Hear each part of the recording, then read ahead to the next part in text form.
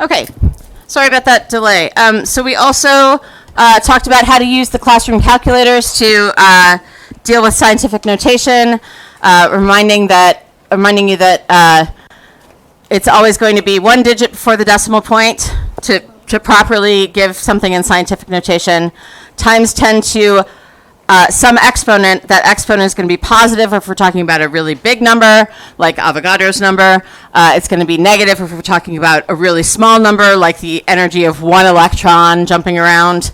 And we are using, if you're in scientific notation, you want to get out of it, or vice versa on the calculator, using the second button, hit the DRG that shifts it up to the psi/ang, and then toggle to floating decimal for normal or scientific notation.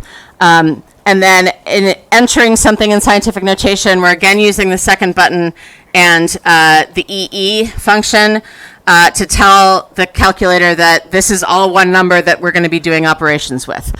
You can do it differently. You can do it like by putting parentheses around the whole thing and then actually typing in times 10 to the whatever.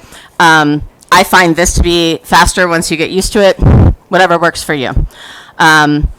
Make sure that when you're doing the EE version, you don't use the time sign within the number, because you don't need it, because the EE, and it'll show up as one capital E on the screen, means times 10 to the, and then you type in the exponent. Make sure if it's a negative exponent that you hit the negative button first, because if you put it after the number, it won't work. Okay, so how does this relate to ionization energy? So you can, I'm really sorry, I still haven't put this answer key up in Canvas. I promise I will get to it today. So you can do the other, check your answers on the other questions on that previous page.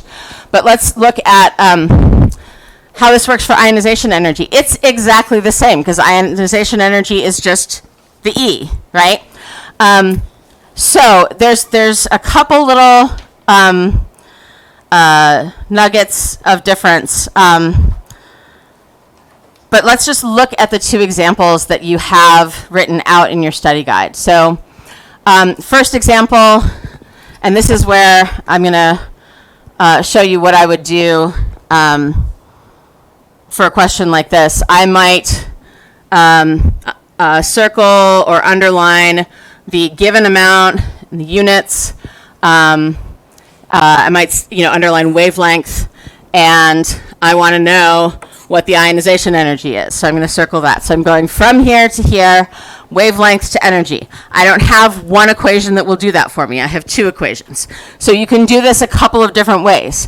The way he does it in the study guide is he does it stepwise. So he converts wavelength to frequency using the C equals HF.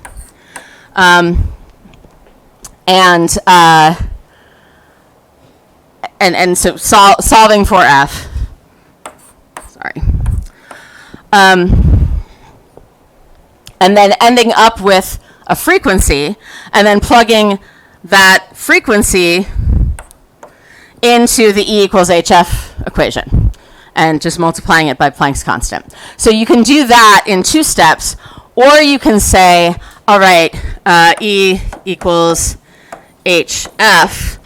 F is equal to lambda over C, so I can say E is equal to H times lambda, or sorry, H times C over lambda. My bad, I said that backwards.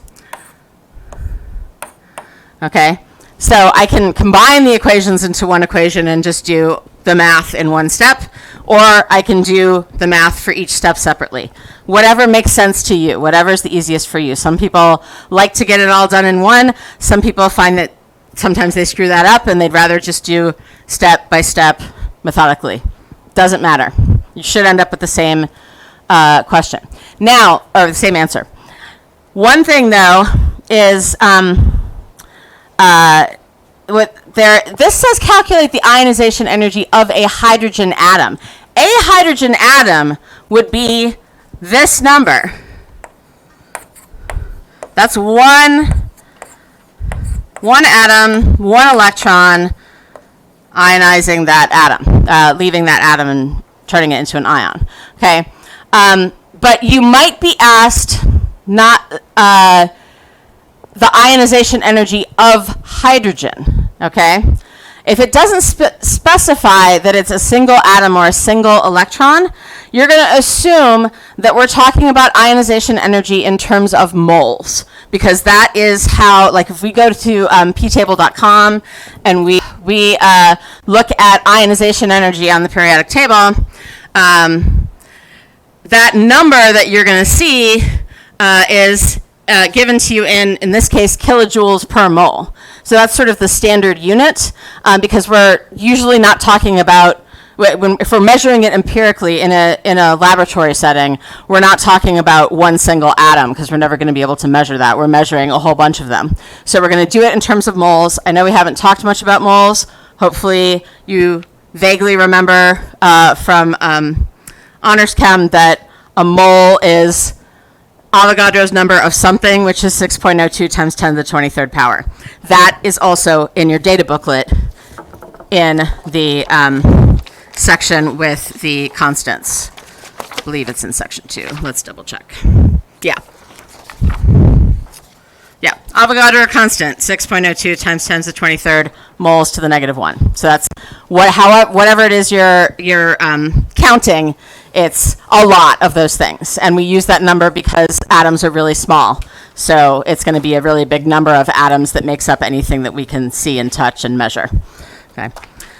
So if it doesn't specify that it's one atom or one electron, you're probably going to want to assume, but also the question will often ask you for your answer in something like kilojoules per mole. If it does ask for that, then we do the last calculation that he shows, which is taking, that's one hydrogen atom, let's multiply that by Avogadro's number for a mole of hydrogen atoms. So, and also here, so we've got moles to the -1, that's coming from the 6.02 times 10 to the 23rd. That's basically taking that energy of one electron, multiplying it by that constant to get what the energy would be for a mole of electrons. And the other thing that's going on here that he doesn't really talk about is that this is in joules, okay? Because that's where the constant that we're given is in joules, okay? Or that, the constants that that we use to calculate this are in joules, Planck's constant, okay? So this question is asking for, or you might have a question asking you for kilojoules per mole. The kilojoules part means we have to convert from joules to kilojoules. There are 1,000 joules in 1 kilojoule, so that is where we're doing this divide by 1,000, okay? That's going to feel like a lot, but if you kind of take it, I don't like the way he presented it here, but if you take it step by step, it will make more sense. There are 1,000 joules in 1 kilojoule, okay? That also is in your data booklet, the metric prefixes and the numbers are in your data booklet in section 3. So if you're not sure about kilo or you're not sure about nano or something like that, that is in section 3 of your data booklet, so you can always kind of double check yourself. Okay.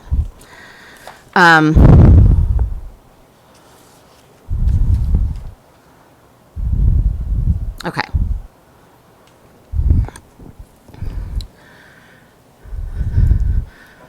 Yes, just a moment.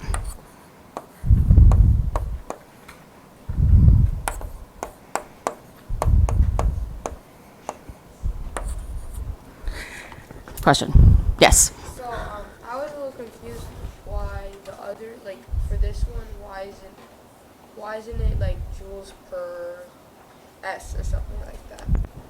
Like since we like divide and like multiply and stuff, why does it just like if we're Oh, okay. So let's look at that. So our frequency is in seconds to the -1, right? We have E equals Planck's constant times the frequency. Planck's constant is given to us as joules per second. So our energy is equal to, let me do this in another color, make it clear that it's separate.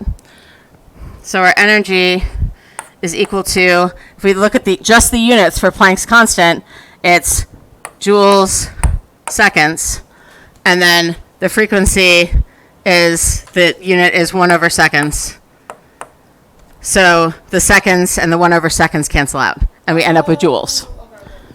Right.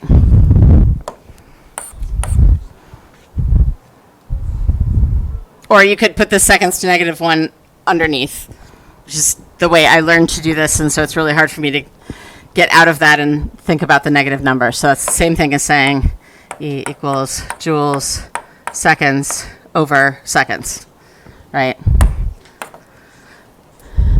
We cancel out the seconds, and we end up with energy in joules. And as you go along over the next year or two,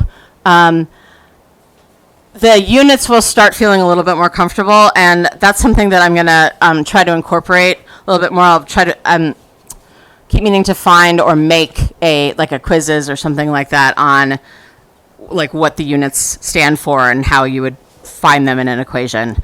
So still working on that, but stay tuned. It's also just a practice thing. So thank you for asking that, because it's important that that becomes clear. You do not have to put the units in every calculation you do, but it helps sometimes, especially when you're first learning the equations. I know that the bell's going to ring in a second. So just take a look at example number 2, and your homework is to do example number 3. Okay, so homework is example number 3, and we will go over it at the beginning of class. Okay. Questions?